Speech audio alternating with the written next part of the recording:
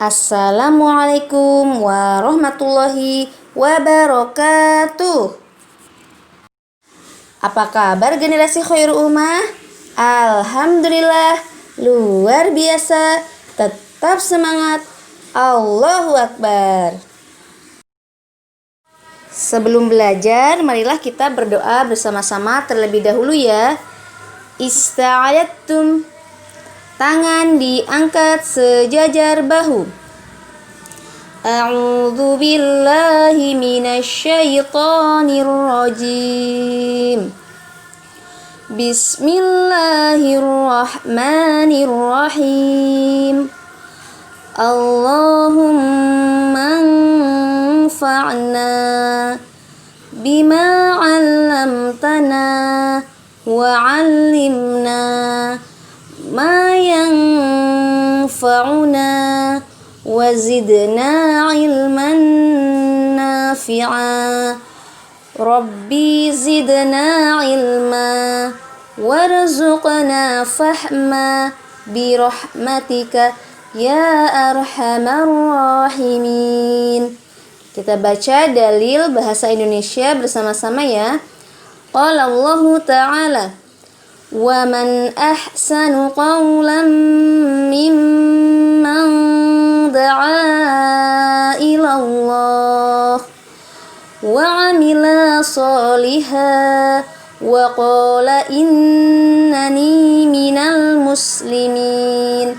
Artinya, siapakah yang lebih baik perkataannya daripada orang yang menyeru di jalan Allah, melakukan amal yang sholih dan berkata, sesungguhnya aku termasuk orang-orang yang berserah diri.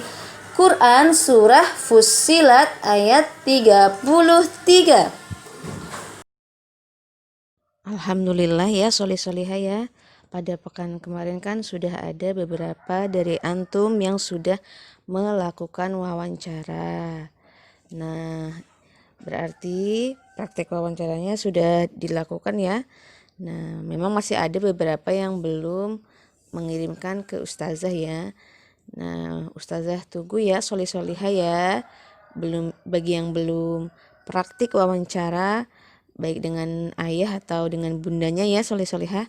Nah, kenapa? Karena praktik kita ini memang berlanjut gitu nak. Nah, pekan ini kita teruskan gitu ya materi wawancara dengan membuat laporan hasil wawancara gitu.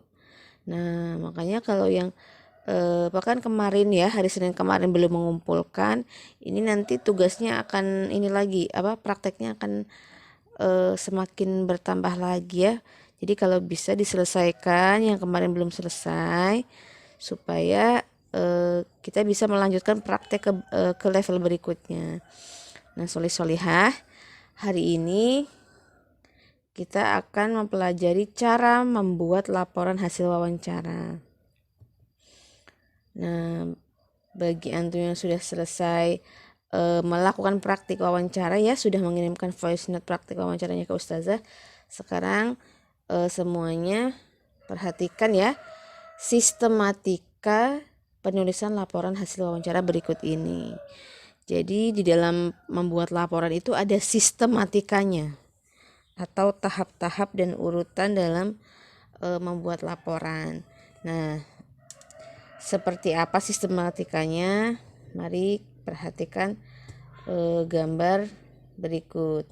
Ini adalah gambar yang sudah ustazah screenshot ya dari materi yang sudah ustazah buat. Nah, antum bisa ya lihat di Word yang ustazah bagi. Kalau seandainya tulisannya terlalu kecil dan kurang jelas nanti bisa dilihat ya. Nah, di sini susunan laporan hasil wawancara. Yang pertama ada pendahuluan. Kemudian pendahuluan di situ ada latar belakang wawancara.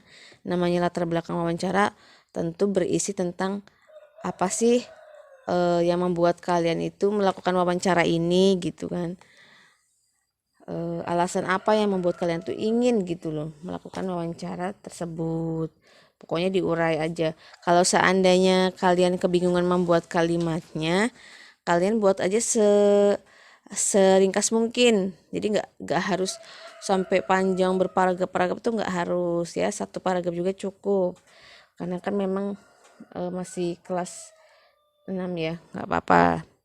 Nah, kemudian yang B itu ada tujuan wawancara. Nah, tujuannya kemarin antum melakukan wawancara dengan Umi atau dengan Abi itu tujuannya apa? Misalnya tujuannya itu kalau misal tentang ayah misalnya ya, yang kemarin mencari nafkah ya, tujuannya untuk mengetahui tentang kegiatan mencari nafkah seorang ayah atau bagaimana gitu ya. Nah, itu bisa tujuannya itu bisa 1 atau 2 ya, atau 3 juga bisa. Kemudian setelah tujuan wawancara itu ada topik wawancara. Topiknya kan kemarin sudah ditentukan tuh sama ustazah ya.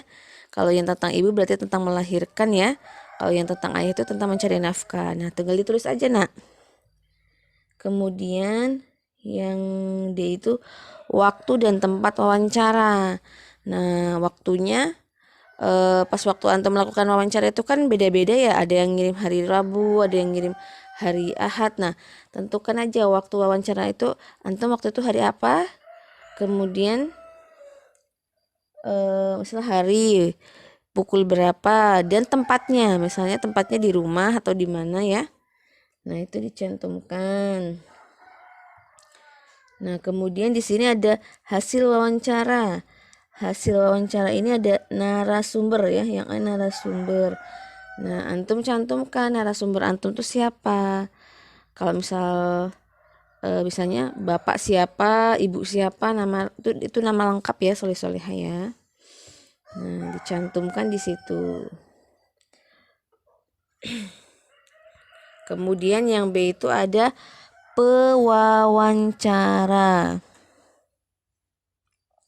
Nah, di sini pewawancaranya adalah orang yang bertanya. Nah, yang bertanya tentu antum kan. Nah, di situ diberi keterangan pewawancara siapa yang bertanya, namanya siapa, nama lengkap. Nah, kemudian kan di sini ada pencatat atau apa ini namanya, yang merekam. Nah, kalau antum kalau antum di situ mengerjakan sendiri, berarti antum tulis saja pencatat hasil wawancara, nama antum lagi, terus kemudian yang bertugas merekam misalnya petugas yang merekam gitu ya. Kalau memang yang melakukan antum semua ya terus saja nama antum semua ya. Karena biasanya wawancara itu kan ada yang berkelompok ya, misalnya dibagi-bagi. Yang bertanya misalnya si A, yang mencatat B, kemudian yang merekam C. Nah, kalau ini yang melakukan hanya satu orang ya berarti tulis saja nama antum semua. Nah, kemudian yang C ini ada transkrip hasil wawancara. Jadi dialog ya, dialog atau percakapan antara antum dengan narasumber itu dicatat. Ya kayak yang kemarin ini ya, Ustazah contohkan kemarin, ada yang sudah dibuat bahkan. Kalau tidak salah punya Hani apa ya? Hani itu sudah dibuat. Anak apa saya Umi gitu. Misalnya A bertanya tentang siapa nama ibu, kemudian B narasumber jawab nama ibu adalah Ibu Reyah Rokayah misalnya. Nah, itu dibuat transkripnya nak, tanya jawab gitu ya. Nah, kemudian setelah sudah selesai baru penutup ya, penutup laporan. Dan di sini ada kesimpulan. Nah, kesimpulan dari wawancara yang antum lakukan tuh apa kesimpulannya? Kesimpulan itu bisa sesuatu yang bisa diambil dari selama wawancara itu apa sih kira-kira itu yang bisa diambil manfaatnya, atau mungkin kesimpulan selama melakukan wawancara itu apa gitu yang bisa didapatkan. Nah, kemudian yang B itu saran.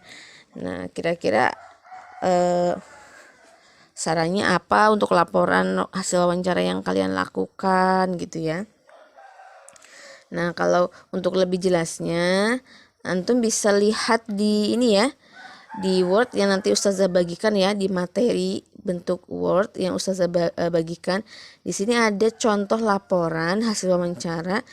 Ya, jadi antum bisa pelajari ya kalau misalnya seandainya bingung kurang lebihnya seperti apa, nah nanti dipelajari di situ. Nah, ini pembuatan laporan hasil wawancara ini sengaja ya Ustazah berikan waktu 2 pekan. Jadi pekan ini sama pekan depan itu tuh masih membahas hasil laporan. Nah, karena memang di sini kan lumayan ya karena di sini kan membuat kalimat gitu ya, membuat laporan itu kan tentu butuh waktu gitu kan. Nah, jadi Ustazah sengaja memberikan rentang waktunya itu 2 pekan. Dan Ustazah juga kan melihat masih ada tuh ya yang tugas-tugas pekan kemarin itu ada yang belum mengerjakan juga. Nah, ini kalau ada kesulitan ya, misalnya ada yang belum paham, bingung, boleh ya konsultasi atau bertanya ke Ustazah selama menyelesaikan tugas laporan ini atau wawancara ini. Sebenarnya kalau untuk yang membuat daftar pertanyaan, kemudian merekam hasil wawancara itu sebenarnya mudah sih ya, karena kan sebenarnya sudah pernah dilakukan. Tapi kalau membuat laporan mungkin agak sedikit sulit. Nanti bisa berkonsultasi dengan Ustazah, misalnya menentukan latar belakangnya nih bingung, bisa nanti konsultasi sama Ustazah ya. Jika diperlukan boleh telepon atau chat boleh ya. Kemudian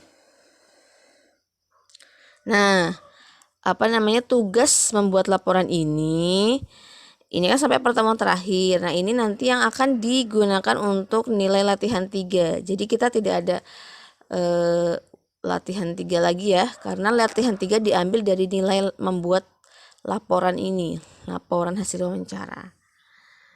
Nah, sudah jelas ya insyaallah solih-solihah. Bismillah insyaallah. Ya, itu saja materi kita pada hari ini. Ustazah akhiri. Wassalamualaikum warahmatullahi wabarakatuh.